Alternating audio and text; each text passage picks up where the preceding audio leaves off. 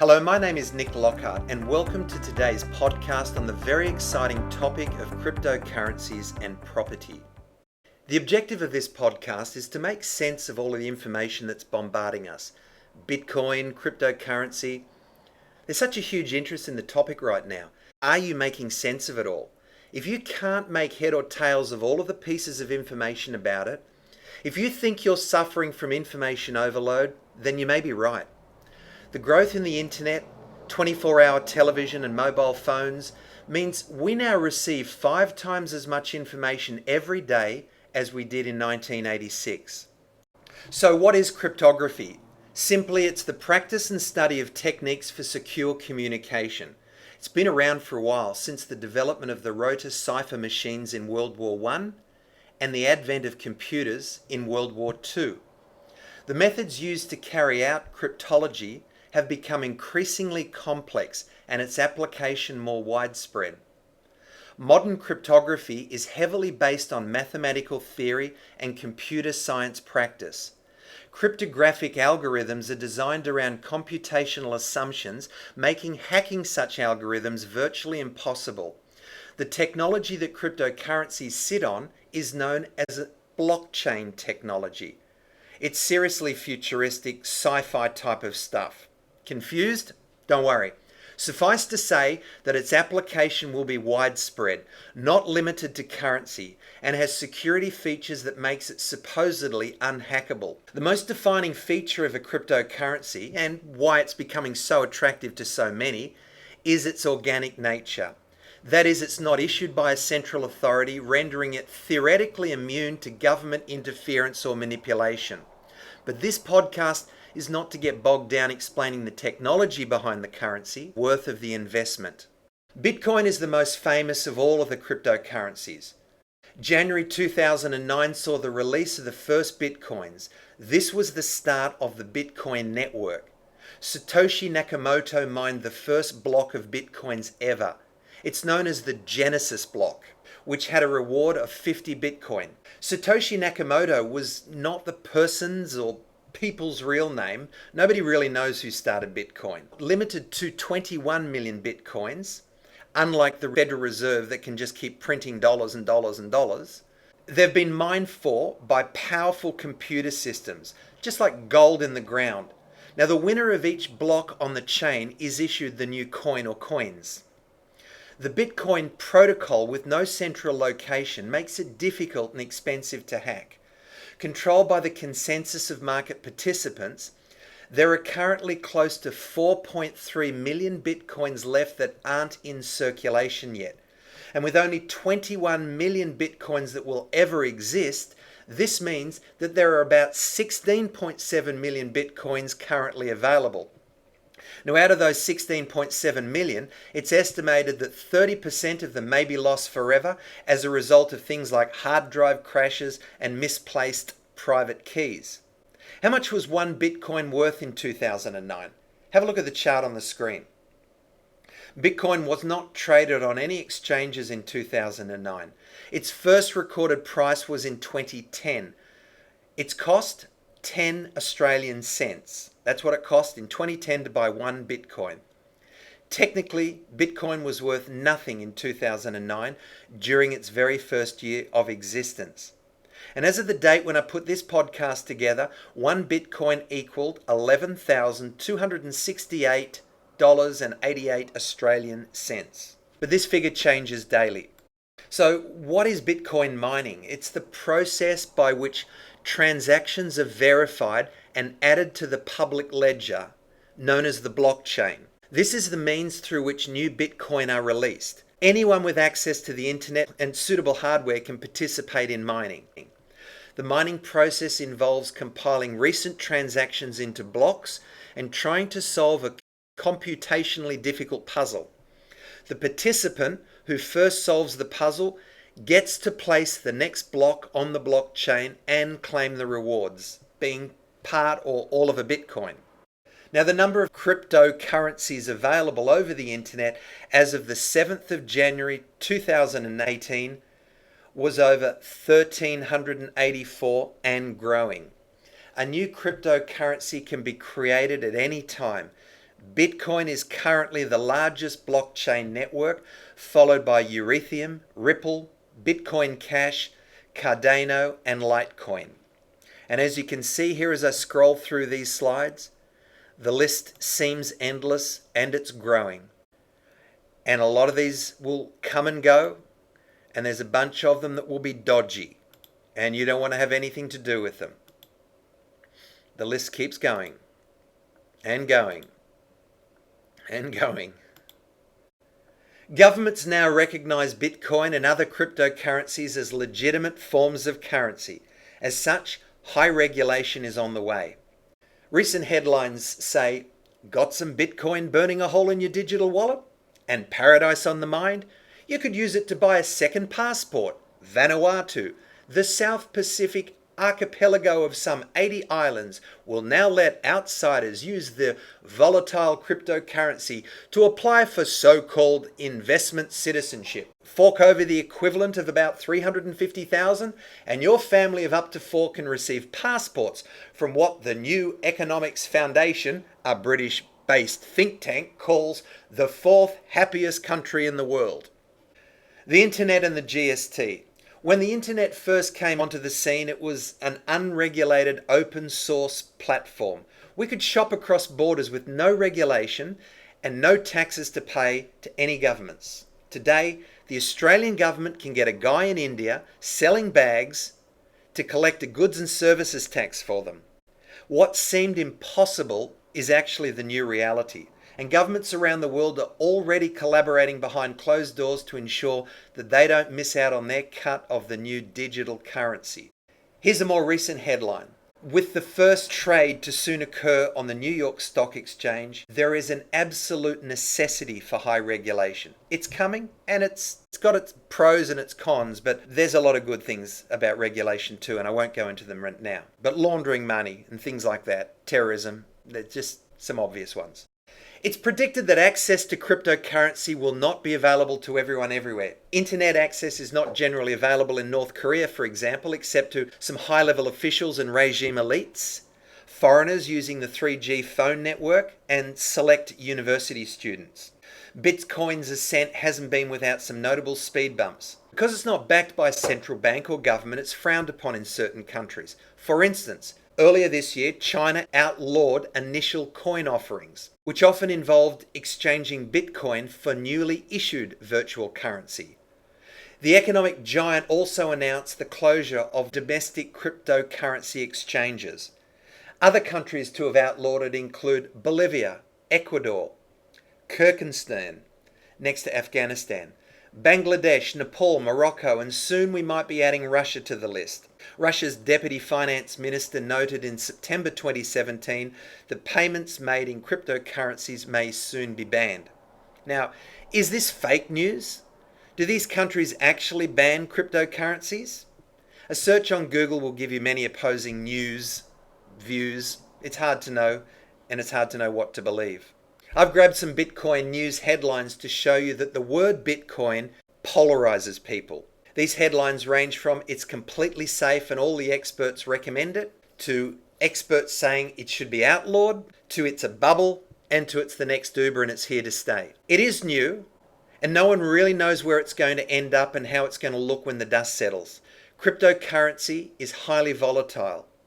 Bitcoin's value halved from over 25,000 Australian dollars to just over 12,000 Australian dollars recently within 1 month. So if you're going to invest in cryptocurrencies, you must do your research, get very clear on your investing outcomes and objectives, put in place parameters to minimize your losses, and then go play, but play with dollars that you can afford to lose. Whether you are now, will soon be, or are avoiding the hype and still deciding about whether you will play in the cryptocurrency space at all, as someone interested in property investing, the news headline on your screen depicts other interesting spin-offs from blockchain technology and cryptocurrencies. Here we see the market speculating on buying and selling property using cryptocurrency. In fact, the Gold Coast Bulletin reported on the 27th of November 2017 that a second Gold Coast mansion is on the market for Bitcoin. It followed a sovereign island couple who chose to list their property earlier that week using the digital currency.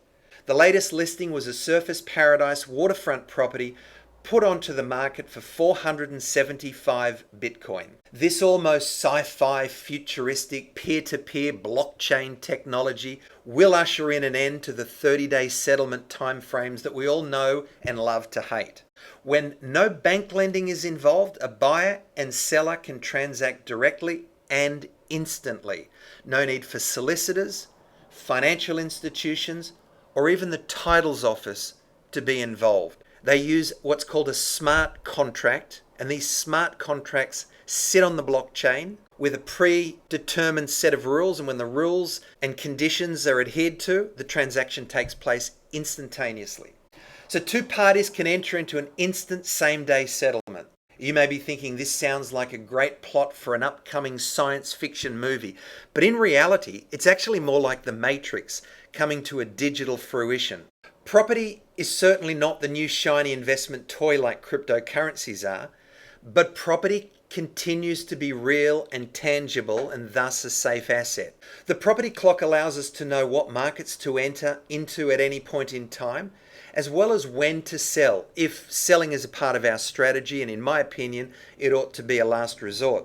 Now, those who understand the benefits of a buy and hold strategy use the property clock as a time guide for unlocking equity into an existing property to have on hand ready to enter the next market next time around. This is what we refer to as a scientific approach to investing. Now, the abundance of available information around the property market, albeit not all helpful all the time, is actually a great guide for investors to make wise decisions in a timely manner. Property cycles in Australia move more like glaciers by comparison with the cryptocurrency market movements. Markets are usually compared quarter by quarter. Property investors have the time to think, strategize, research, and make informed decisions. Compare that with one Bitcoin being recently valued at 25,410 Australian dollars, and exactly 1 month later, it was worth 12,313 Australian dollars.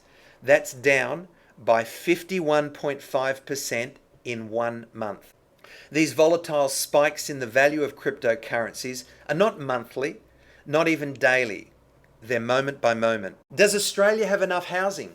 Well, the current population in Australia is 24,828,698 people.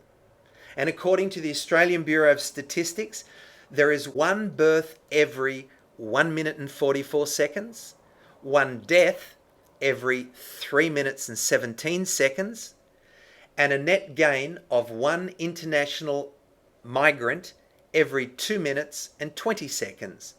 And this all leads to an overall total population increase in Australia of one person every 1 minute and 26 seconds. Now, this chart, while a year old now, compares yearly population growth and building approvals or building approval numbers in Australia between 1997 and 2016. It shows Australia's population grew by 337,800 people in the 2015-16 financial year to sit near 24,127,200 people. The chart also shows an increase in the building of new dwellings for the 5th year running, hitting 240,000 new dwelling units for the year. Now, this in part is the reason why we hear talk of an apartment glut in some CBD areas. But looking back a few years, we see that some of the growth was actually playing catch up after very low building approvals in earlier years of high population growth. But adding to that, perhaps I would have to say there has been some pretty poor town planning that has over-delivered in the apartment market while under-supplying new house blocks into the market. So we see a continuing trend. Building approvals are falling short of and failing to keep up with demand brought about by population growth. The percentage of Australians renting a home rose from 27% in 1991 to 31% today. In cities like New York and London, actually being able to afford an apartment to rent is a dream. Forget ownership. And I believe we will see home ownership levels continue to decrease, meaning that those who were smart enough to buy up property when they had the chance will not only hold very valuable property assets as they grow older, but they will be the ones with great cash flow and lifestyle choices. Let's look at our aging population. In 1946, one pensioner was supported by 19 working people paying taxes. In 2013, it was 5 taxpayers supporting a pensioner. By 2020, it's predicted that that will be down to 3.5 in the workforce paying taxes per person on a pension. And by 2050, it'll be down to 2 to 1. So, we have a problem as a nation. We can't support all of those retired people from the public purses when there's only 2 people working for one pensioner. The answer is population growth. We need a large Australia, whether we like it or not. And that'll come via high levels of immigration. It has to. That's where the people will come from. And they will replace not just the loss of tax revenue, but also the skills that we've lost from the workforce as those baby boomers retire. Of course, a lot of the skill requirements will change, but skills that are required, professional services and so forth, doctors, that's where they'll come from. Leverage is a very, very, very powerful tool that wise and savvy investors rely upon. The critical thing that cryptocurrency doesn't have is the ability to use leverage. Let me give you an example of how property works. Let's take $100,000. It could be leveraged into 2 $50,000 deposits on $500,000 properties. That's 10% deposits. Of course, this is subject to bank servicing and lending rules, but assuming you took that $100,000 and bought 2 $500,000 properties, you would have $1 million worth of real estate, and we know that that $1 million worth of real estate at some time in the future is going to be worth $2 million. Now, if the process is done correctly and you have the right financing strategies in place, the tenant and the taxman is going to pay most, if not all, of the costs associated with those investments. Now, held over, say, a 30-year period, your tenant will have paid off the debt on your properties, meaning whatever they're worth then, it's all yours. No debt. Rental income, all yours. No interest to pay. So what if they doubled just twice in 30 years? Your $1 million worth of real estate today would double the first time and become $2 million worth of real estate. Double again, it becomes $4 million worth of real estate. And if you're someone who got into the property market early enough that you could have time on your side to clear the debt completely, the whole $4 million would be yours. If not, there might be some residual debt, but whatever it is, $4 million off a base of $100,000 to start with. That is a 40-fold increase. Now imagine if those properties doubled a third time. The mind boggles. There is no other investment type that provides this kind of return. Cash or equity plus leverage plus time equals your future nest egg. So where are the opportunities for Australian investors? Remembering, investing is based on the science of using the property clock. So when it comes to property, we have a continuing housing shortage. We have continued population growth. We have the ability to buy and hold very large, valuable property assets by simply leveraging small deposits. We end up with real, tangible assets that will still be there and will be producing cash flow. When it comes to cryptocurrency, I say again, thoroughly do your research and then go and dabble with the digital currency if you're comfortable doing so. Have fun, but remember to play only with what you're willing to lose.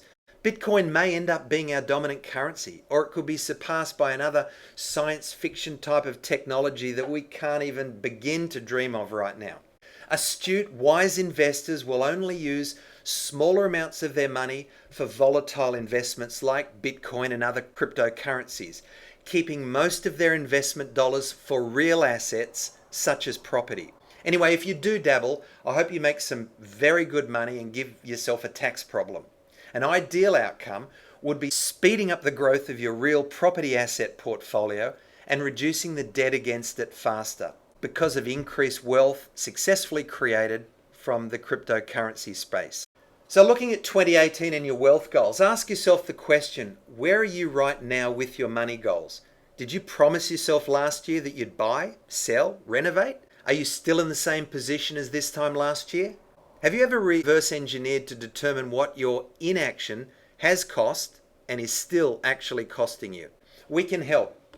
We help people get a deposit together faster, sometimes up to 4 years sooner. We're happy to assess your situation and apply the various strategies to determine which one may work for you. That's a complimentary, no strings attached offer. We only get paid if we can add real value to your situation, which is a true win-win. Perhaps the same could apply to your super. Now, I'm not a financial advisor and I cannot and will not give you financial advice. However, I can empower you with knowledge that will put you in a position to make better and more informed decisions about your super. Of course, should you want to explore the possibility of self-managing your super, we'd recommend a number of independent licensed advisors to assist you to do what's in your best interest. Perhaps you've been told you can't use your super for property until you have a minimum of 200,000 accumulated. Misinformation. Of course, there are banking, servicing, lending requirements, hoops that you've got to jump through. But please get the facts. That's the good, the bad, and the ugly so that you can make accurate, informed decisions. There are strategies that have helped others get into property with their super up to 5 years sooner than they believed was possible. Of course, they were very, very glad that they found out what those were. And we also have access to great cash flow positive as well as faster equity producing properties. But we go and source these individually once we have worked with you to determine what fit will be best for you. Well, that's it for today. I trust this podcast has been educational and enjoyable. Be sure to follow MRD Partners on both Facebook and Twitter, and subscribe to my newsletter updates to get all the links to our regular educational video and podcasts. There's a lot more coming. Bye for now, and I'll talk to you next time.